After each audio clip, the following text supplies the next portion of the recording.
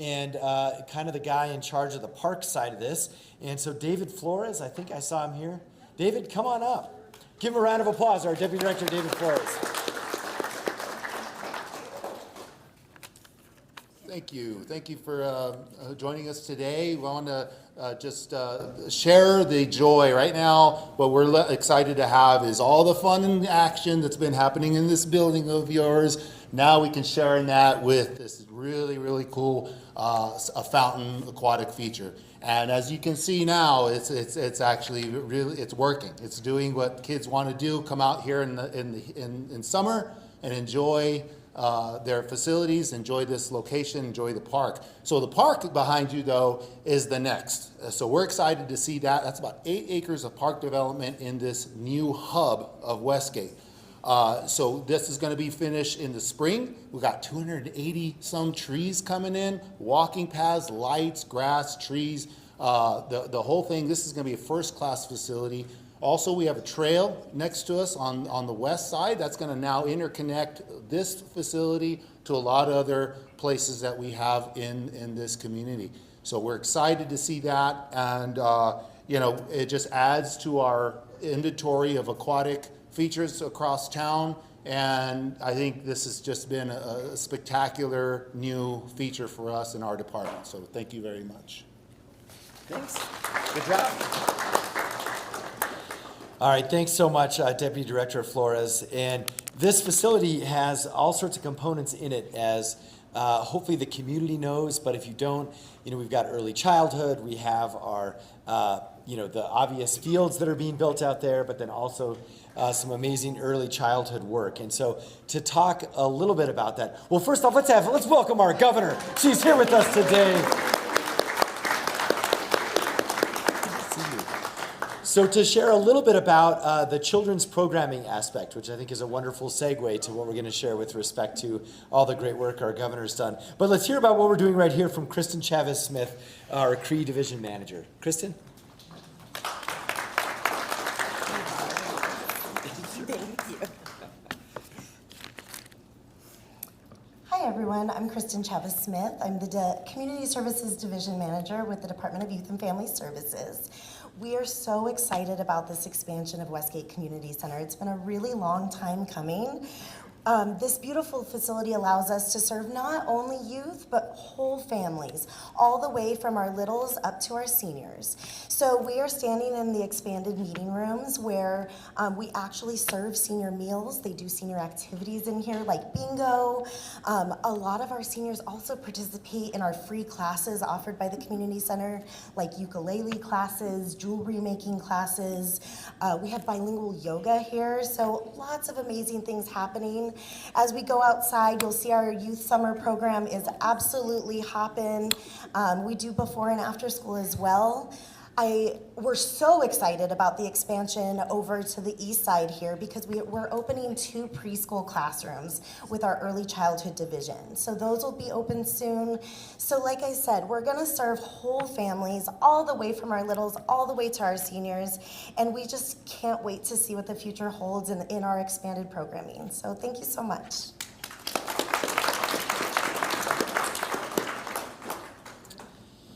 Thanks so much, Kristen. And so I think the work she described in many ways is actually a representation of the work that our governor has been fighting for her whole career across numerous different positions, but most importantly now as the governor of the state of New Mexico.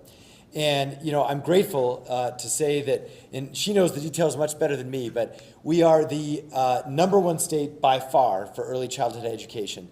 And it is free and it is more or less universal. And it is really, frankly, because of a lot of work for a lot of folks, but there is no way that would have ever happened without our governor, Michelle Lujan Grisham. So let's bring her up today. Thank you. Very nice.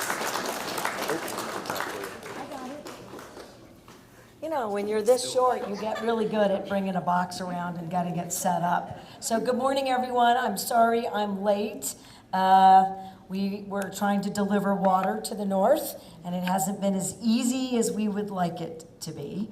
But that's what New Mexicans do. We figure out a way to make sure that wherever we live, that we figure out what strategies make the most sense. We do a lot of stuff like that emergency on the back end. What community centers do is work on the front end, that create communities and neighbors and a sense of community and belonging. I'm sure many of you have read that particularly post-COVID, there's a number now of global studies talking about how humans have become much more isolated. And you add that we're all, me too, attached to my phones and devices, and we create a situation where we're not coming together. Humans actually solve problems in more ways than one by coming together. And I don't know, I've got an intern from Santa Fe, there he is, and his name is Enrique Ignor Herrera. He's brilliant, and he's been bossing me around since high school ended.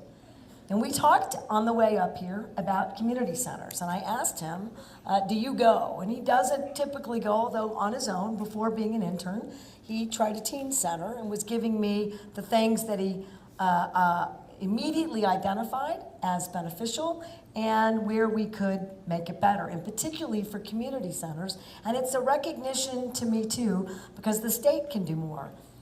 They're amazing. And what Albuquerque is actually, in so many areas, we highlight, so thank you for Mr. Mayor highlighting early childhood, but if you look at some of the senior programming and intergenerational programming and efforts that the city has put together, including one of the very first intergenerational programs with an adult daycare in America was at Los Volcanes. And that's Albuquerque leadership. We need to advertise better and bigger about the kinds of opportunities here. And when I'm in a car with someone who is teaching us, and we hope that we are leaving Enrique with a couple pieces of wisdom and strategies for his future, it makes me feel really good that he already had a relationship, sees the value, but thinks that we can do more. Two, I'm whispered. If you saw me whispering and being a little inappropriate, I was whispering to Councilor Pena that I'm 65 and I love senior centers. That's where I started my career. And bingo's fun. I don't want to play any bingo except if I'm playing with those guys. But otherwise, bingo's out. There's so many more activities and brand new strategies for older people. And when you have brand new buildings, with brand new efforts, with incredible leaders who do the work, we have opportunities to build, frankly, brand new neighborhoods. And just look behind us. This is exactly what families want to know. Safe, secure, fun, productive, available, and it belongs to you. So I'm really happy. The state did $5 million. This is one that's weird. This is really about the leadership at the city. This is about the city council, making sure that they get support from their local legislators for the additional money. But all phases here have been about the city wanting to do more on the west side and being really clear that we want to minimize some of that traffic and maximize opportunities and services for people who live here. And while we work to be very effective partners, this really is this leadership. And you can look right outside and see what a difference it makes. I'm going to sit down because we've got lots of other speakers, but I'm going to take a point of personal privilege. As many of you know, I went to college here in Albuquerque. I went to law school here in Albuquerque. My late husband, I met him when I was just turning 18. We dated the whole time we were in college. We got married 5 years later. We had 2 beautiful daughters. We lived in the North Valley. We started in the Ridgecrest area first, near Central and Carlisle. And then we ended up in the North Valley, nearer to his parents, because like so many New Mexico families, I needed that extra support for before school and after school, and my parents were still in Santa Fe, and so really thoughtful about what you're seeing here, getting close to a community. And when I drive here, it's hard because I see so many risks in every street, on every corner, in every place. And on my way here, I made a call through my office, so I have a liaison in my office for public safety. I call him, he calls you, the Albuquerque Police Department, and you respond. Because there were 3 people who were openly selling and doing drugs. I saw needles in their arms from the phone, from my car. I'm tired of seeing that. And I'm gonna guess that most people in this room are tired of seeing that. Here's a fact. Since 2017, 16,000 plus cases have been dismissed in our courts for both felonies, a lot of felonies, about 5,000 plus felonies, and misdemeanors, because if you're addicted to drugs, and if you also happen to have a behavioral health problem, either one, you're not competent under our current rules to stand for trial. And while I'm going to minimize a bit here, the basic thing that happens in that situation is you're just released back to the community. And in those releases, the vast majority of those individuals are living on the streets in Albuquerque. It represents at least 4,000 people statewide, with about 80 or 85% of those individuals here in Albuquerque. Dangerous felonies.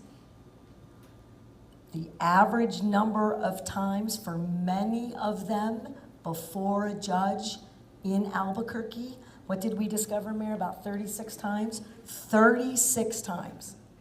So when I get frustrated with police, if you're arresting someone 36 times and they're right back, that would be hard, wouldn't it? And it really creates a lot of pressure on our safety responses. New Mexico is a state that hasn't addressed this issue, while many states have. In addition, you have to do it on the civil side. We need a way to help people get the help that they need. Otherwise, we basically trap them into a situation of risk. Just these 2 things alone could impact 16,000 situations that are moving through our court systems, or arguably not moving there at all. I'm working to get as much support for a special session to deal with that. Because if we don't pass it now, and the courts don't make rules, and we don't train people, we're looking at another 1.5 years.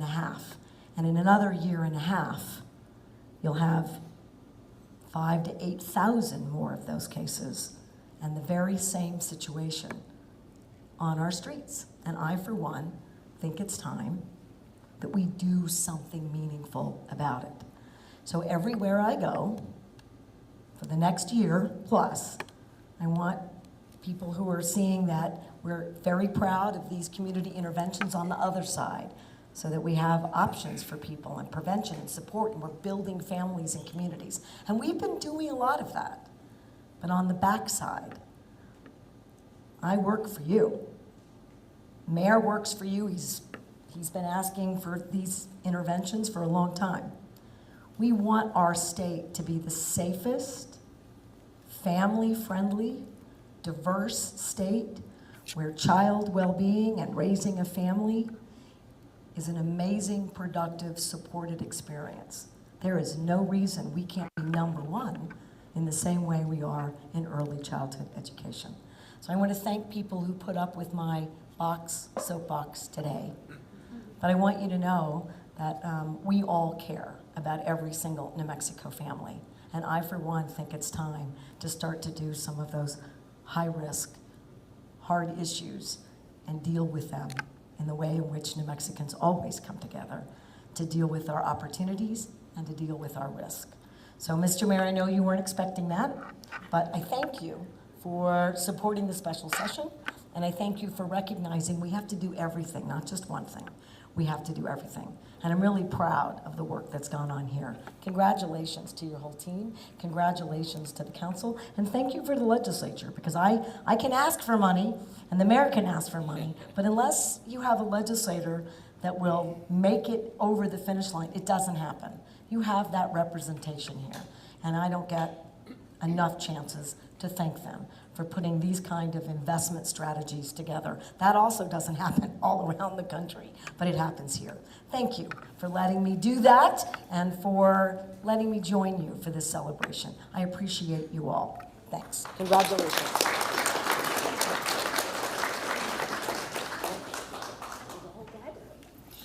Well, thank you so much, Governor. And, one thing that I love about our governor is she is a leader. And so what's on her mind is what's on our mind. And I want to let you know that actually we've been very synced up this week. Every single public announcement I've had has turned into a discussion about these issues on purpose. Because I will tell you from the city's perspective, number one, what our governor and hopefully the legislature is trying to do in this special session in the short term is the by far and away the most important and impactful thing that New Mexico can do to help Albuquerque's public safety and behavioral health problems. It is the special session. That is why she cares about it. That is why I care about it. And it's also why I want to offer my gratitude, and I think our gratitude, because it takes real courage as a governor to say we have to have a special session to address the number one issue facing our state, even though special sessions are never popular. And so, Governor, thank you for your courage and not letting go of this issue, and I am right there with you the whole time. Thank you, sir. Thank you. So, I also know that the things she spoke about are related to, if you go back in an individual's, in their own journey as a person, right? Those individuals, who knows what was going on in the corner in their background, but in general, we know actually in the long term now, this is the long term, not the short term, the best investment we can make to prevent what she described is this right here. And so that is also what our city councilor understands. And so she has been a champion for the West Side, but also for youth programming and development. Throughout her entire career, she has had a passion and an investment in this area because she understands that that is, in the long term, the best way in which we prevent what the governor described outside. And so let's bring up our city councilor, Councilor Penny. Thank you, Mayor. Oh, sorry about that. No, that's okay. Thank you, Mayor. I'll just reflect a little bit about the special session. I just want to say that, whether it's popular or unpopular to have a special session, I think it's important, especially because in the times that we're living now and the instances that the governor gave about how critical all the issues that we have in our community, doing nothing isn't the answer either. So even coming together to just at least have the dialogue to try to move some proposals forward, I think is important. So good luck, and you have my support. Thank you very much.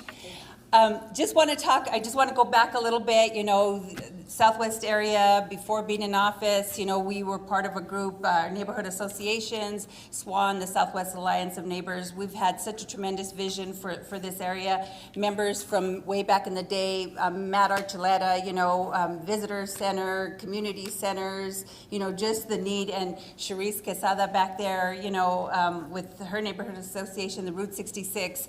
It's always been a vision because of the Southwest area. District 3 has always been, a district that's been in lack of investment, disinvestment, marginalized community. And so there's just so many projects that I'm just so proud of that we have been able to accomplish through the vision of the community over so many years. And this happens to be one of them. Before, when we started this many years ago, and Matt will remember, I think he's the one that's been here the longest of the neighborhood associations. That's not an insult, that's a, but we started out with, we didn't have the Alamosa Community Center, we didn't have the Westgate Community Center, other than the little small hub that we had over here that was overutilized and really needed to be redeveloped, right? And so, we had this vision, the Alamosa Neighborhood Association came together and they had bonfires with the support of other neighborhood associations to get the Alamosa Community Center built. And then, of course, the focus on this, and I'm going to lead into City Councilor Ken Sanchez. Ken always he always supported the vision of the community, and he really wanted to see this community center be done. And he actually, before redistricting, he bought this property with the vision to do exactly this from the Archdiocese. And, you know, it was just a long time vision. When we got redistricted, he handed me the baton. You'll hear me say that in many projects, because Ken legacy just continues to live on in all the areas where he touched different things, you know. So he just said, he brought me out here and he said, now that you're going to represent this area, you know, you need to build this this community center. So with the help of not only the neighborhood associations, but our legislature, our governor, we were able to get this done in the midst of the pandemic and the escalating costs. It's turned out to be more than what we had anticipated, and we still have the final phase to complete. But I just want to say, I really want to give the governor kudos, because most of the money came from the city of Albuquerque GO bonds, obviously from the state of New Mexico, but I went to the governor because we really wanted to get it started, and I can be annoying and just bugging all the time. And so she say no to Councilor Pena. And so, you know, it was almost the end of the session, and I gave her a call, and I told her, you know, we're trying to build the final phases of this community center. It's so needed in our community. And she's like, how much do you need to finish it? And so I told her, I went back, asked all the city folks, and, you know, everybody compiled the numbers. They said $4 million to finish it. So I told her, $4 million, Governor, and that's all I need. And at the end of the session, I think the state gave $5 million, and at the end of the session, she says, is that it, Clarissa? And I said, that's it, just $4 million.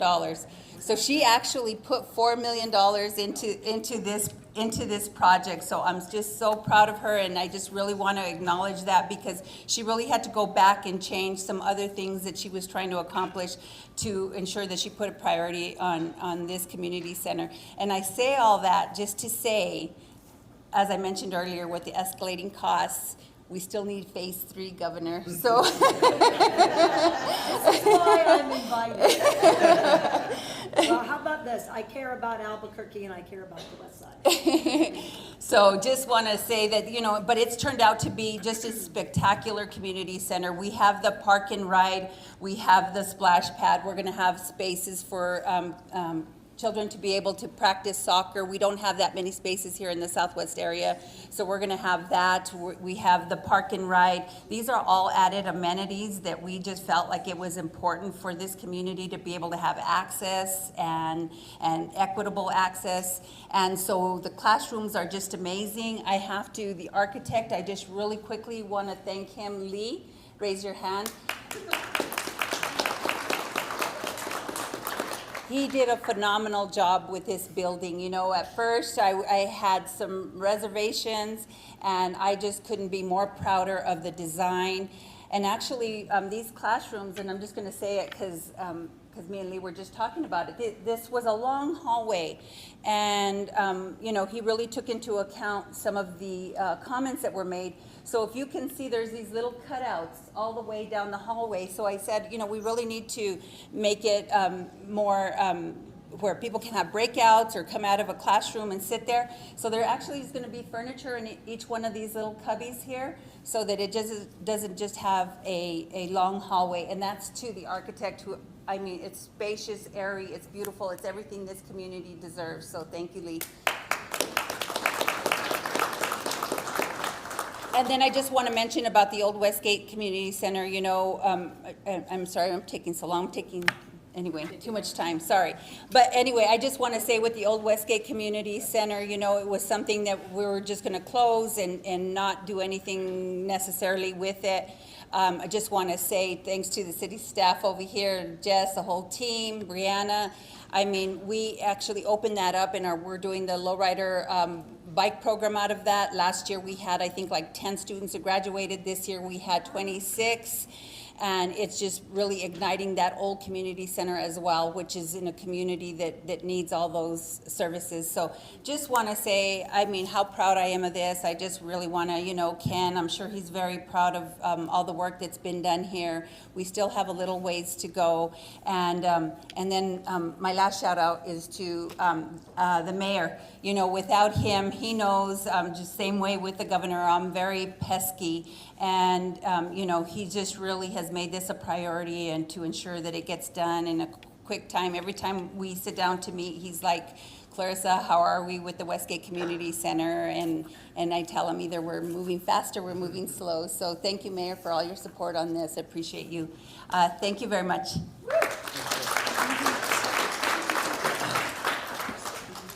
Well, thank you so much, Counselor, and I know we certainly want to hear a little bit from the community and a little bit more about the facility, but, just want to acknowledge if folks need to head out or do whatever, it's okay. We also have, if folks can stick around, just a fun picture in the splash pad, and we'll see who gets splashed and who doesn't. So anyway, that's what's in store. So let's get back to our agenda, I think, in some ways, and I'll cut my piece very short, but I just want to share from my perspective, when I came in and Ken was still around at that point, and Ken and Clarissa gave me this whole list of projects on the west side that were like all ready. They had designs and they had land. And I remember being like, how long have you been working on this? They're like 10, 15 years. And what I was so impressed with is how ready they were. And then we were able to, for a couple of years, we had different kinds of funding, and then we had extra COVID funding. And I would just say, you know what, we are going to build these long-awaited West Side projects. And so whether it's the Route 66 Center or this facility, or finally doing some more at Alamosa, or the Southwest Public Safety Center, all of which the governor has helped with, these are, I think we have almost quadrupled the number of city services out on the west side. And even on the northwest, we're working on Cibola Loop multi-gen center. So we are drastically catching up. It's been a long time in the making, but I appreciate our councilors' leadership, our governor's strong support for the west side in these projects, and also our legislators. So we have one here with us today, a long time. I think she actually lives in Westgate, if I remember right. And so let's bring up Representative Eleanor Chavez, longtime supporter. Thank you, Mayor. And thank you to everyone who's here. And I've lived in Westgate since 1985. I remember the old Westgate Community Center. I have 4 kids. My godson used to come and spend summers with me. And they all went to the old Westgate Community Center. And that was a time when there wasn't enough room for all the kids that wanted to go. I don't know if how many of you remember that. And if you were a teenage boy, it was even worse. And so this is really a beautiful center that is going to accommodate the needs of our community. And it's really very historic. When Clarissa talked about the city buying the land from the church, from San Martin, or from the church, and basically I remember that. I remember when I moved in here in 1985, this was a field with cows grazing. So we've come a long way.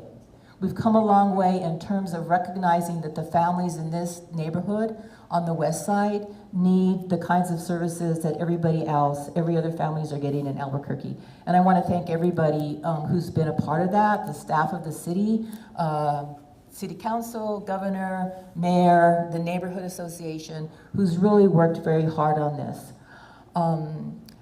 In terms of the special session, I totally agree that we need to do something about the drug use in this community.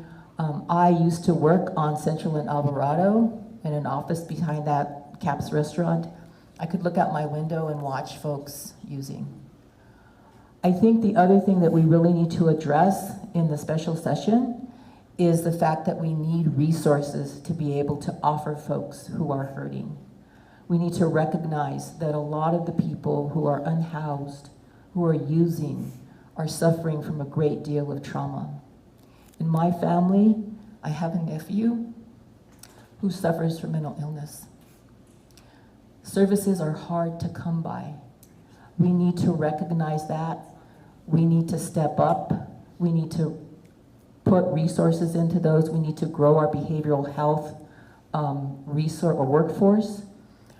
We need to make it easier for them to get their licenses, to do their internships so that they can become counselors and therapists and social workers. We really need to look at this holistically. And during this special session, I'm hoping that we can do that. We know that during the Susana Martinez term that our behavioral health resources were devastated, and it's taken a while for us to build them back up.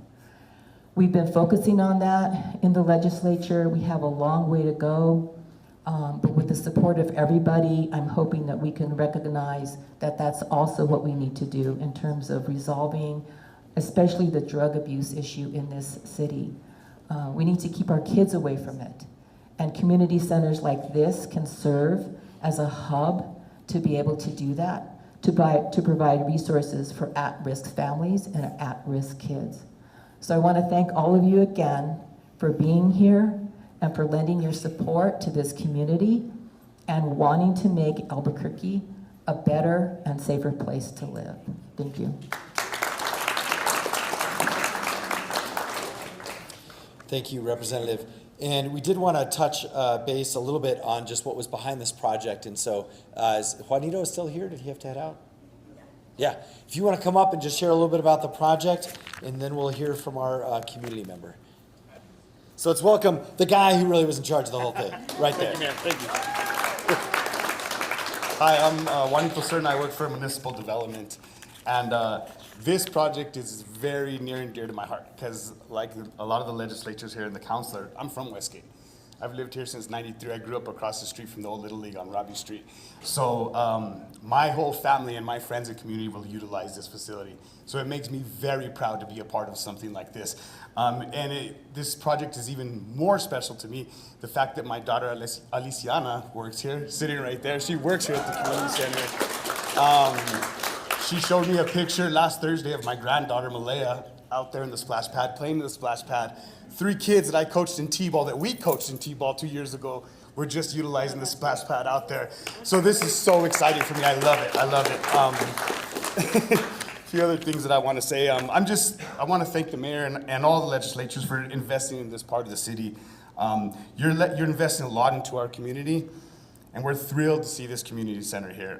As long as, and all the other projects, the Southwest Safety Center, the real-time crime center, all the projects that we're doing here in this neighborhood are really enhancing our community, and I'm very proud of them, and thank you all very much for that. I also really want to send out a special thanks to Lee Gomelsky Architects and to Janes. I know they're standing back there. We want to give Janes credit for building this beautiful facility for us. And that's it. We'll make it short and sweet. That's it. Thank you. Thank you so much, and you can never emphasize enough the importance of places for our families to gather. And I know my kids were upset that they weren't with me today. They're like, "What? It's this new splash pad?" They're at like summer school, and I probably should have brought them. But I know also too that I said we should have a splash pad at every single facility in the city because they're just such a multi-gen home run. And they're also relatively cheap compared to a swimming pool. And so, but anyway, just want to acknowledge the story that you shared about your family. And I know there are thousands of families that are seeing that all over our city. But how special now to also have that vision and that experience right here in your own neighborhood in Westgate. And so for us, we also want to hear from the actual Westgate Neighborhood Association, the folks who live around here as well. And so that's a good introduction to Matthew Archuleta from the Westgate Heights Neighborhood Association.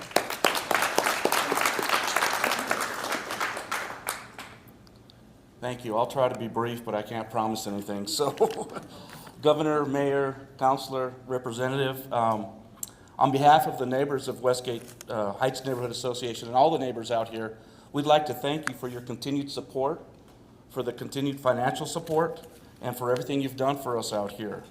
I'd also like to thank the staff, the current staff, the previous staff, and I have to show you all this, but I was throwing some stuff away last night, and I found the basketball card of Greg Brown.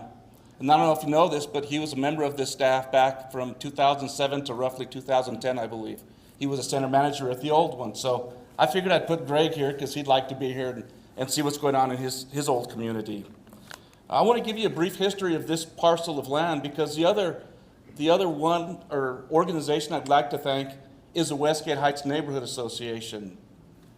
No, just kidding. I just want to see if y'all still awake. 20 years ago, a developer came and submitted an application to change the zoning on this property from SU1 to residential. It went through the planning commission, they approved it. The neighborhood association appealed it. We lost the appeal. We appealed to the city council. So to give you a little bit of brief information on that is, we're talking about a national developer who has all the resources to him, attorneys, land planners, and everything. And we're talking about our neighborhood association whose members are volunteers. We go before the city council, he has all his attorneys, and we won. So we were successful in keeping the special use out here because, as you can see, we have a number of houses already out here. In fact, if you took the population of this area, it's bigger than the city of Clovis. And I don't think many people realize that. So we were successful in keeping this in special use. A few years later, as was mentioned, the Archdiocese purchased this property because they wanted to build a mega Catholic church out here. But we weren't really fans of that and didn't really support it. And then what happened was the real estate issues happened in 2009, 2010. So the Archdiocese put that on the back burner. We caught word from our local pastor at San Martin that the Archdiocese was going to sell the property.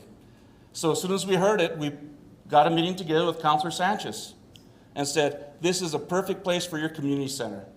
He said, well, we've already kind of have some land further south at another park for the community center. I said, this is 15 acres. This is a big site. It's centrally located. It's perfect. Well, it didn't take much convincing to Councilor Sanchez. He was on board. He made sure the city purchased the property, and it took us a number of years, as you all know, to raise the money. We are so happy to have this facility here. I can't tell you how much it means to the community.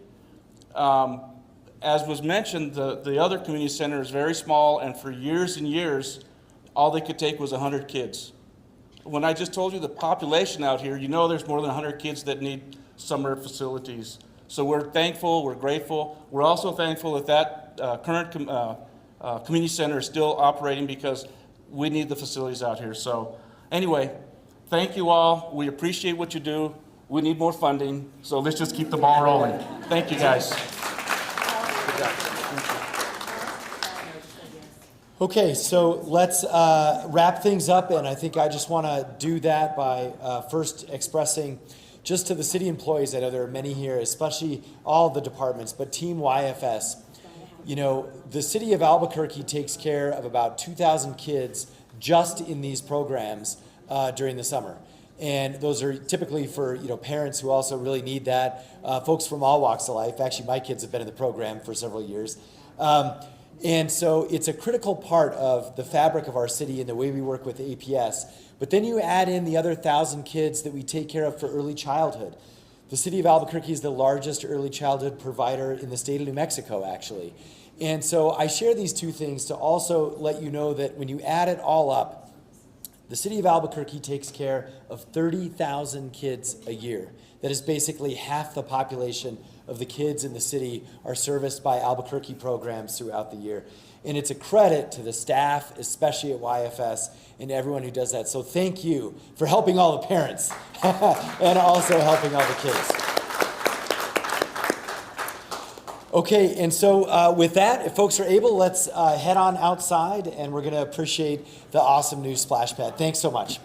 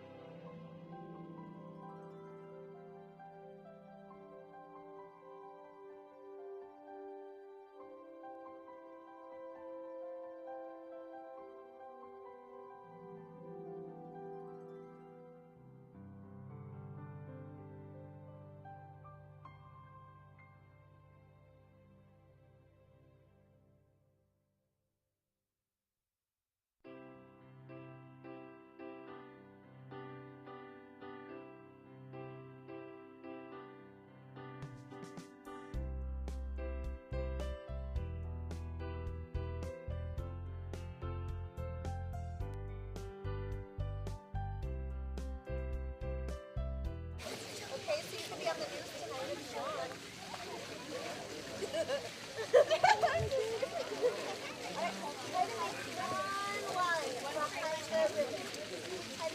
Stand on this line right there. Yeah, perfect. That line right there, perfect.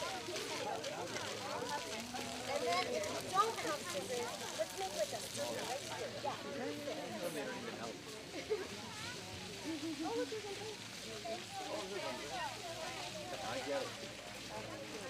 Are you participating? There you go.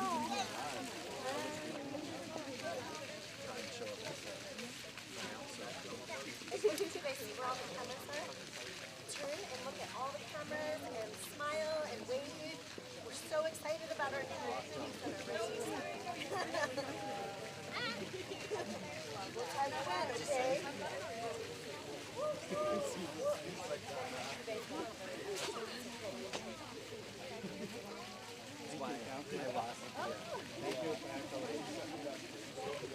Ava, what's your, should we wait?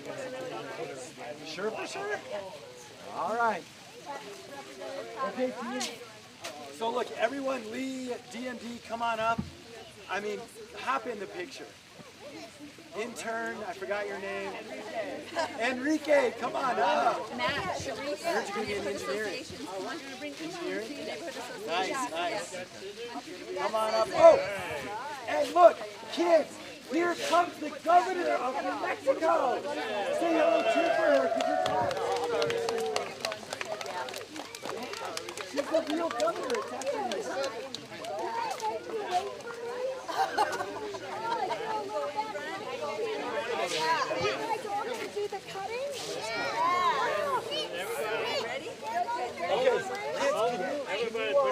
Kids, listen up. Can you help us count from 3 backwards to 1? Can you do that? Can we do it together? Can I do that? Let's see. 3, 2, 1.